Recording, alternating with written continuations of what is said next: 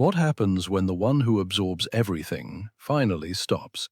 The helper, the fixer, the empath who has spent a lifetime apologizing for existing. Most people think that kindness is weakness, that silence means fragility. But Carl Jung discovered something terrifying and beautiful. The day the empath snaps is not an explosion of rage. It's something far colder, far calmer, like a blade drawn in complete silence. You see, empaths live as sponges. They soak up the anger of parents, the betrayals of partners, the dysfunction of families. They swallow it whole, smiling on the outside, dying on the inside. But every sponge has a saturation point, and when that point comes, they do not fall apart, they transform. Jung called it one of the most disturbing psychological patterns he ever witnessed. I call it the birth of the still blade, a moment when sensitivity hardens into discernment, when compassion becomes conscious choice, and when silence itself carries more authority than words ever could. In this journey, we'll walk the path of the empath's awakening, through the mirror, where they finally reflect truth instead of absorbing lies, into the forge, where betrayal and shadow become heat that reshapes the soul, and toward the lantern, the stage where empathy returns, not as sacrifice but as power guided by wisdom. If you've ever felt like you see too much, feel too much, and doubt yourself too much, this is your story, and once you hear it, you'll never look at empathy, or yourself, the same way again. From the very beginning, the empath learns survival in silence. They discover, often in childhood, that their feelings are too much for the world around them. Stop crying. You're overreacting. Don't be so sensitive. Every word of dismissal is absorbed, and the empath, instead of fighting, learns to soak it in, like a sponge. They take the rage of a parent who never learned to control their temper. They take the chaos of a household drunk on dysfunction. They take the betrayal of partners who mistake kindness for weakness, and they do what they've always done. They hold it. What makes this stage so tragic is that the empath doesn't just endure pain, they metabolize it. They turn it inward. Instead of saying, "You hurt me," they whisper, "It must be my fault." Instead of naming abuse, they invent excuses. He's just stressed. She's just tired. Every bruise becomes rationalized. Every betrayal becomes internalized. Carl Jung saw this pattern in case after case. These weren't weak people. They were the strongest in the room, but their strength was misused. Society taught them that absorbing pain was noble, that swallowing their truth was the price of love. So they became the emotional shock absorbers of their families, their relationships, their communities, always bending, never breaking. But here's the secret nobody talks about. A sponge doesn't dissolve. It only grows heavier. Every insult, every dismissal, every manipulation, it doesn't disappear. It's stored, layer upon layer, memory upon memory. The empath becomes a living archive of wounds, not just their own but everyone else's. And in that silent recording, something extraordinary happens. They begin to notice patterns. The alcoholic parent always explodes after shame. The cheating partner always lies with the same phrases. The manipulative friend always uses guilt as a hook. What others miss in the noise, the empath tracks with precision. Not because they want to, but because they can't stop seeing. Jung recognized this as a hidden genius. While the world called them too sensitive, he saw that they were data collectors of the human soul. Every sigh, every micro-expression, every slip of the tongue, they absorbed it all, not randomly, systematically, like emotional archaeologists digging through layers of silence to find the bones of truth. But here lies the tragedy. For years, they never used this knowledge. They filed it away, secretly, unconsciously, not as revenge, not as preparation, but as a survival instinct, and the weight grew unbearable. Imagine carrying the rage of a father, the shame of a mother, the insecurity of a partner, and the dysfunction of a sibling, all inside your chest, day after day, smile after smile. The empath walks through the world like a silent vault, heavy with secrets that aren't even theirs. This is why many empaths sink into depression. It's not because they feel too much. It's because they've been told their feelings are wrong. The pressure isn't just emotional. It's existential. They begin to ask, do I even exist beyond the pain I absorb? Am I more than a mirror of other people's chaos? And this is the first prison of the empath's journey, the prison of absorption. They believe their purpose is to hold everyone together, even if it tears them apart. They apologize for existing. They diminish their needs. They disappear behind their service. But as Jung warned, truth does not vanish when it is silenced. It accumulates. Every absorbed betrayal, every unspoken truth, every swallowed scream stacks higher and higher, until one day the sponge is saturated. And when that day comes, something unthinkable happens. The empath does not collapse. They do not explode in chaos. They shift from sponge to blade. And that shift, that terrifying, beautiful moment of clarity, is what Jung called shadow integration under duress. The empath stops asking, "What's wrong with me?"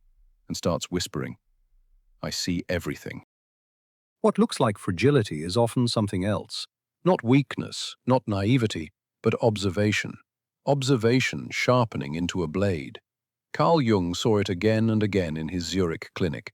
Patients would arrive looking broken, quiet, apologetic. They sat across from him with downcast eyes, voices that barely carried, and stories full of sorrow. To anyone else, they seemed like pure victims. But then Jung asked them to describe the people who had hurt them. And everything changed. Their tone shifted. Their words became precise. They weren't rambling or lost in confusion. They were mapping. They could recall their father's exact triggers, their partner's hidden insecurities, the subtle family dynamics no one else dared to name.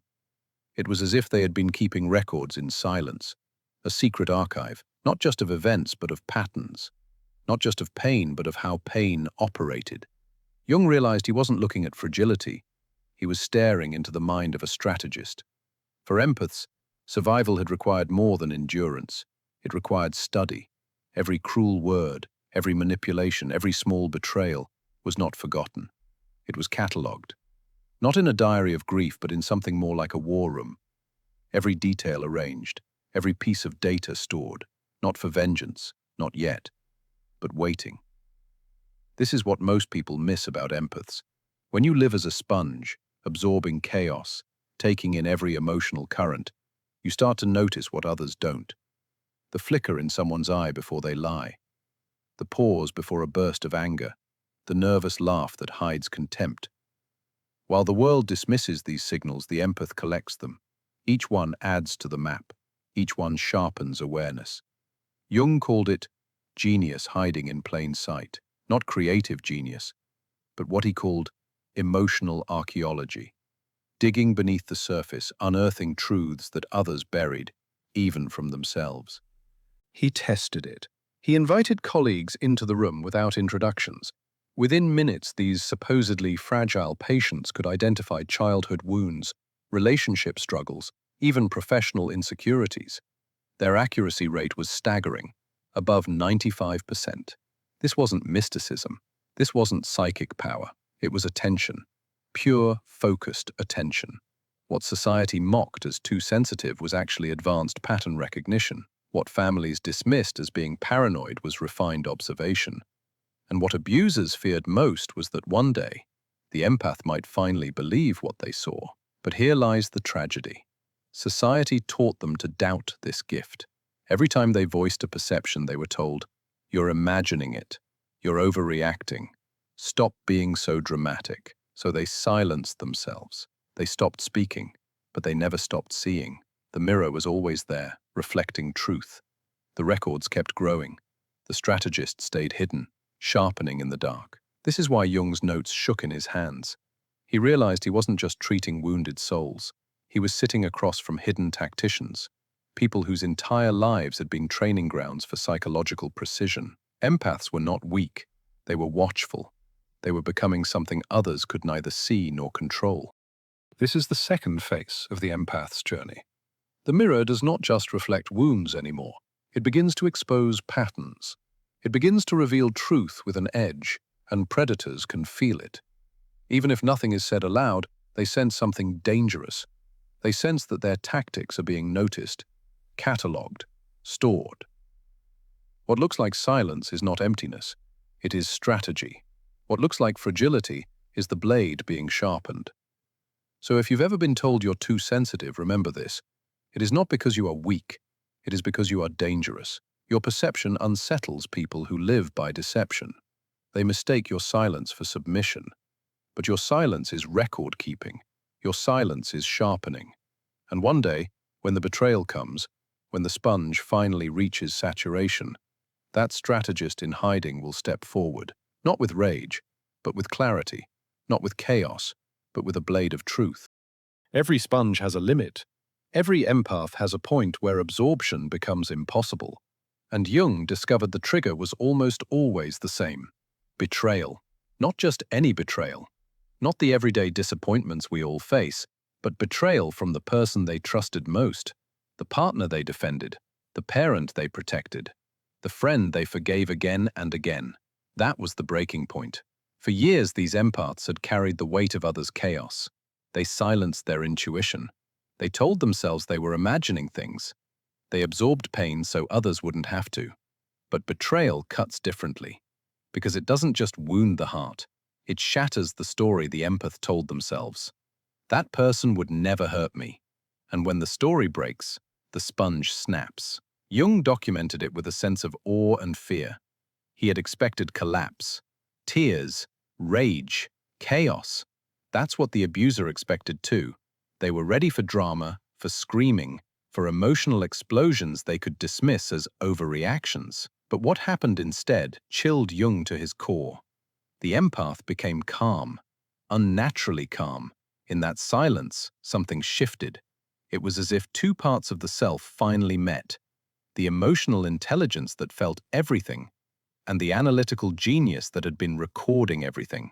For the first time, they joined forces, and the result was not breakdown, it was clarity. The empath didn't scream, they spoke. And when they spoke, it was devastating.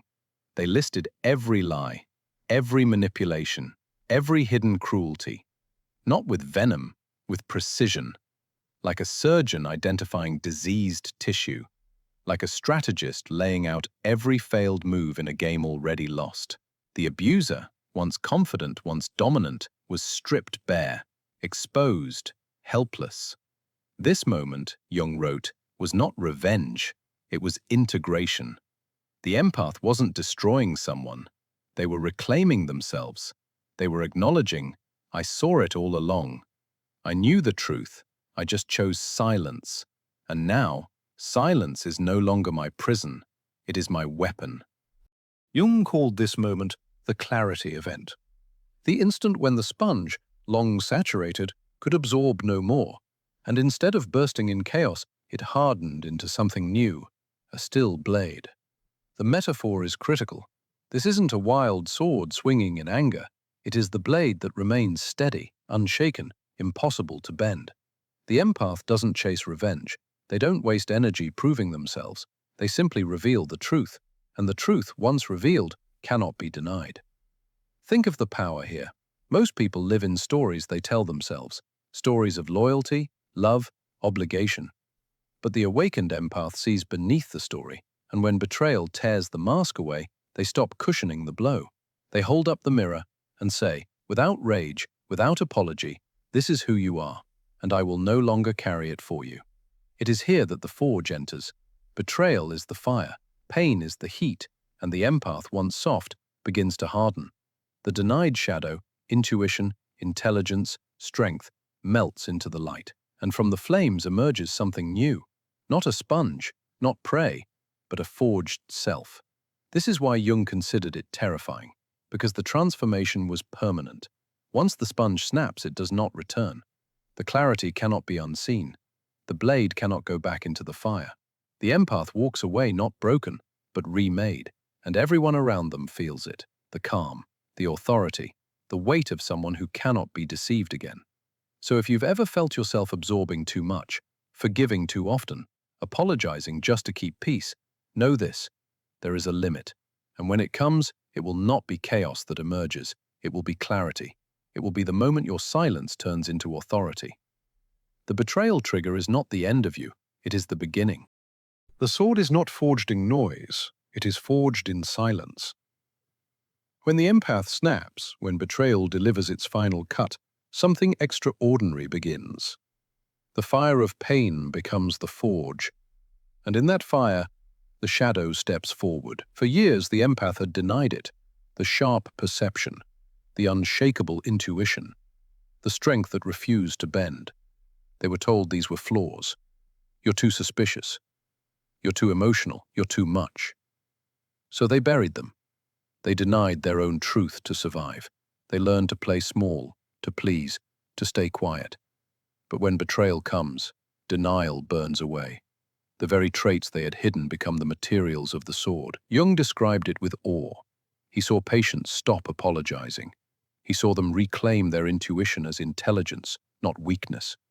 He saw them stop asking for permission to exist. The shadow, long repressed, was no monster. It was the empath's missing strength. It was their rightful clarity. Integration, Jung said, is when you stop dividing yourself, when you stop pretending your intuition is paranoia, when you stop treating your boundaries as selfish, when you stop believing kindness requires self-erasure. The forge is not comfortable. It is hot. It is violent. It demands every part of the old self be melted down, confronted, reshaped.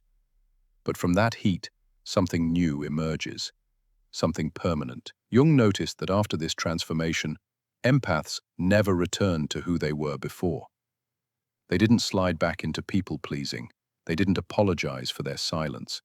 They didn't doubt their own eyes again. Once forged, the blade does not soften.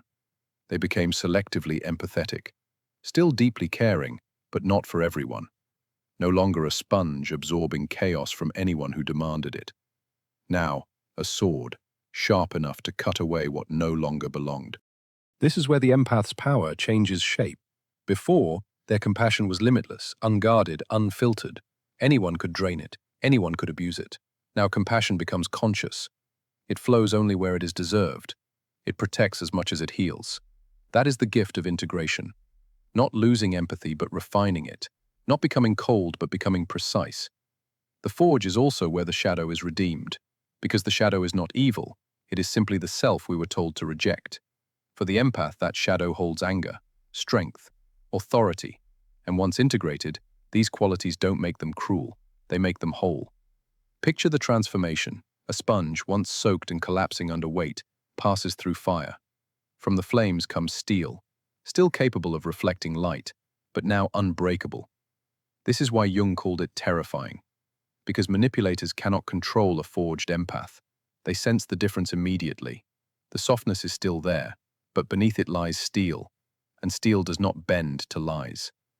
This chapter is where the empath becomes something entirely new. Not the shock absorber of a broken system, not the fragile soul begging to be understood, but a forged self, capable of compassion with precision, capable of silence with authority. The forge is not destruction, it is rebirth. So if you feel yourself in the heat of betrayal, if you feel your old ways burning away, remember this: the fire is not here to consume you. It is here to shape you, to turn what was once denied into the edge you always needed. Because only when the shadow is embraced can the blade be complete. Only then can the empath stop living as prey and step forward as sovereign. The sword has been forged, but what makes it powerful is not how it strikes, it's how it rests, unmoved, unshaken, unapologetic. When the empath reaches this stage, something strange happens. Predators hesitate. Manipulators retreat. Toxic people who once fed on their silence suddenly feel nervous in their presence, not because the empath roars, not because they lash out, but because they don't. Jung noticed this with chilling clarity. The awakened empath doesn't need to fight loudly. Their silence itself becomes authority. It is the silence of someone who will not negotiate their worth, the silence of someone who no longer explains, the silence of someone who has nothing left to prove, and predators sense it instantly. Jung called this the predator's instinct. The manipulative psyche knows when its usual tricks won't work. It smells sovereignty. And like a wolf faced with fire, it steps back. The empath no longer needs to say, "I see you." Their stillness says it louder than words ever could. This is what makes the still blade so terrifying. It doesn't slash wildly. It doesn't need to be drawn at all. Its very presence changes the game. The manipulator knows, if they push, they will be cut, cleanly. Precisely.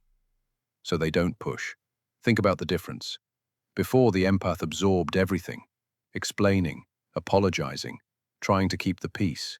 Now, they offer no entry point, no weakness to exploit, no frantic need to be understood. This is calm authority. This is what Jung described as psychological invincibility. And here lies the paradox. By becoming still, the empath becomes untouchable. The absence of reaction is not emptiness, it is power. The predator cannot feed on it, the abuser cannot twist it, the manipulator cannot exploit it, because silence, when it comes from strength, is a wall. This stage also reveals a truth many find uncomfortable. When the empath no longer bends, relationships shift, entire systems reorganize. Those who depended on their submission fall away. Those who valued their authenticity draw closer. The blade doesn't destroy, it separates. It cuts away what no longer belongs, and it does so without drama. Jung wrote about how unsettling this presence was. Colleagues, family, even strangers sensed it. The empath hadn't become cold, they had become centered. And centeredness carries weight. It's the weight of someone who cannot be manipulated, the weight of someone who doesn't barter with their own truth, the weight of someone who radiates authority simply by standing still. This is why Jung feared and admired this transformation, because once the empath reaches the still blade, they can never return to who they were. The sponge cannot unlearn the sword. They don't need revenge. They don't need validation. They don't need noise. They simply are. And when you embody this state, people treat you differently. Some accuse you of being distant. Some call you cold. But those who understand, those who recognize the calm fire in your eyes, they respect you in ways they never did before. Respect is no longer begged for. It is commanded. So remember this. The empath's ultimate strength is not in exploding, not in proving, not in fighting louder. It is in becoming the still blade. A presence so clear, so firm, that predators lose interest and truth stands unshaken. The still blade rests.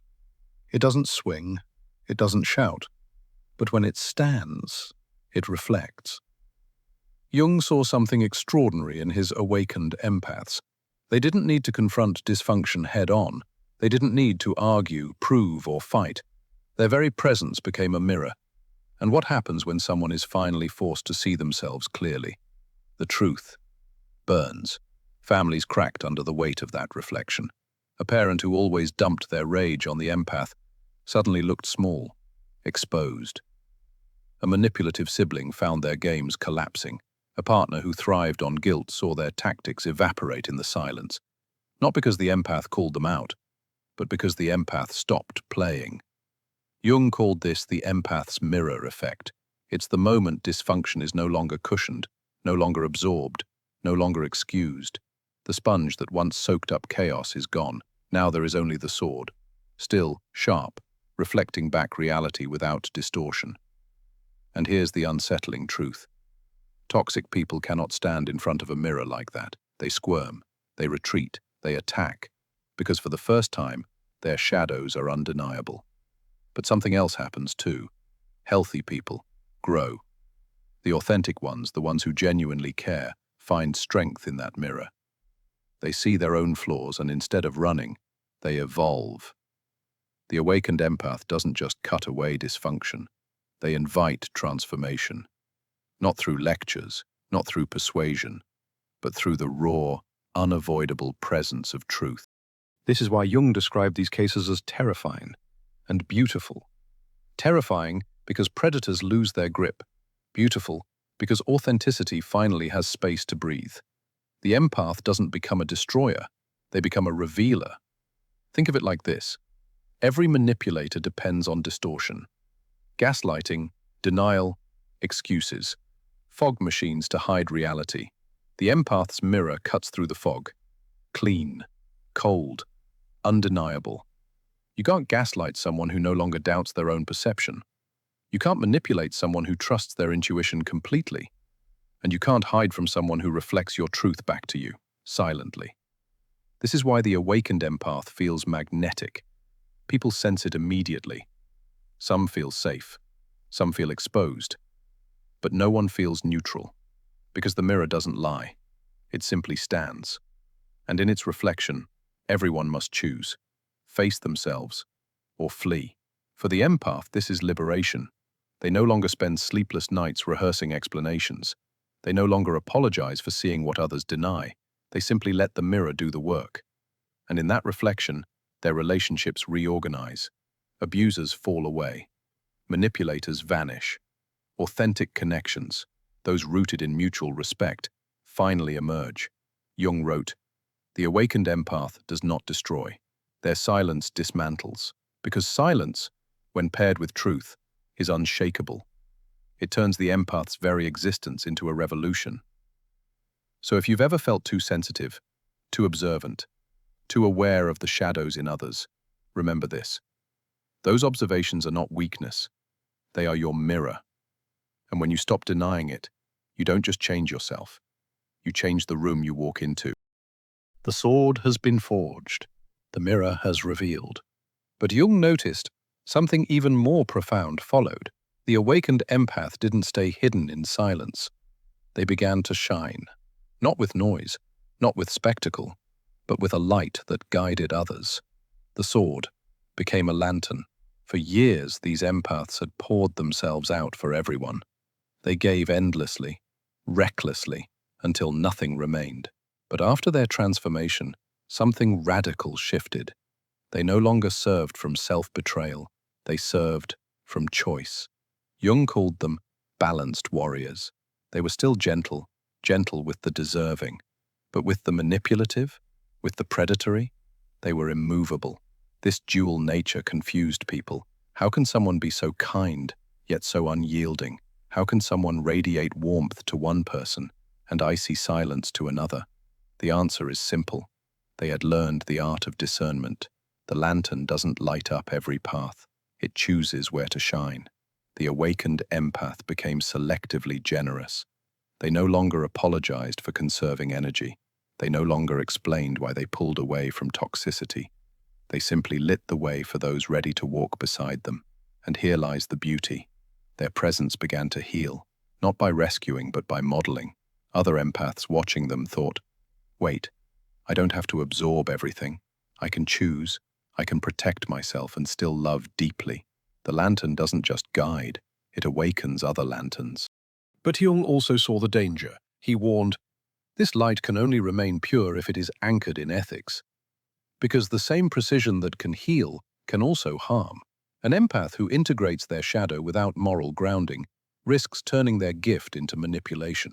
That's why Jung feared these cases as much as he admired them. It wasn't just evolution, it was power. And power always demands responsibility. Yet, in the majority of cases, Jung's empaths chose the higher path. They used their sharpened perception not to dominate but to protect, not to control but to create space for authenticity. They became guardians, lanterns standing at the edge of darkness saying, "I will not lose myself for you, but if you are ready to grow, I will shine with you." This is the empath's final transformation. No longer sponge, no longer just sword, but light. Light with boundaries, compassion with clarity, love with a backbone. Imagine walking into a room with such a person. You feel their presence before they speak. There's no desperation, no performance, just a steady flame, calm, warm, unshakable. You know instantly, here is someone who cannot be lied to. Here is someone who will not abandon themselves to please you.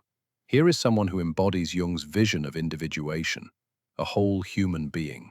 That's why Jung believed awakened empaths represented more than healing. They represented the future of human psychology. People who could feel everything yet not drown. People who could love fiercely yet not lose themselves. People who could stand in truth and still extend kindness, but never at the cost of their own soul. So, if you've ever wondered whether your sensitivity is a curse, hear this. It was never meant to destroy you. It was meant to be forged. It was meant to become light. And when you honor it, when you stop betraying yourself, you don't just heal, you become the lantern others have been searching for. So here we are, at the end of the empath's journey. The mirror that revealed the truth no one wanted to see. The forge that turned betrayal into transformation. And the lantern that now lights the way without burning itself out. This is Carl Jung's most terrifying case, not because it ends in destruction, but because it reveals a kind of power the world isn't ready for. The empath who snaps is not broken. They are awakened. They are no longer a sponge, dissolving in everyone's chaos. They are no longer silent victims of their own compassion. They are whole, and wholeness is unshakable. Here's the truth Jung left us with. Sensitivity is not weakness. It's a blade. It's a light. It is your greatest weapon when you stop betraying yourself to make others comfortable. And yes, this takes courage. The courage to be misunderstood. The courage to walk away. The courage to honor what you feel, even when the world says it's too much. But when you do, everything changes. Your relationships reorganize. Manipulators fall away. Authentic people are drawn closer. And inside, for the first time, you stop apologizing for existing. So if you've been waiting for permission to trust yourself, let this be it. You don't need to explain, justify, or shrink anymore. You were never meant to be a sponge. You were meant to be a sword, steady enough to become a lantern. If this journey resonated with you, don't keep it to yourself. Like the video, share it with someone who needs to hear this truth, and subscribe for more deep dives into the human soul.